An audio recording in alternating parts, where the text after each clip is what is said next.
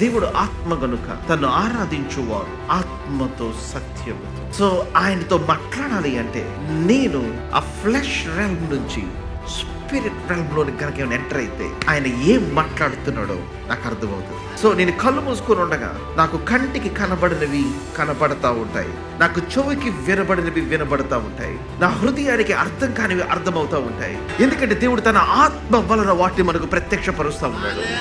దేవుడు ఏమంటున్నాడంటే, కుమారుడా నువ్వేం చేస్తావంటే ఈ టైం నువ్వు అలసిపోవటం కాదు, నువ్వు ఏం చేయాలంటే నువ్వు నీ రెల్మ్లో నుంచి నువ్వు నా రెల్మ్లోకి రా. అప్పుడు నీకు పక్షి రాజు లాంటి రెక్కలు నీకు తొడుగుతాను. నేను ఏ పర్స్పెక్టివ్లో నుంచి చూస్తున్నానో అది నీకు చూపిస్తాను. నువ్వు రెక్కలు చాపి పైకి ఎగురుతావు, నువ్వు అలయక పరిగెత్తుతావు, అంటే నా వైబ్రేషన్లోనికి నువ్వు వస్తావు, నా ఆల్టిట్యూడ్ లోనికి నువ్వు వస్తావు. యవనస్తులు వాళ్ళు తప్పక తొట్టిల్లుతారు, కానీ యెహోవా కొరకు ఎదురు చూచువారు వారు నూతన బలము పొందుదురు. Your greatest transformation awaits you.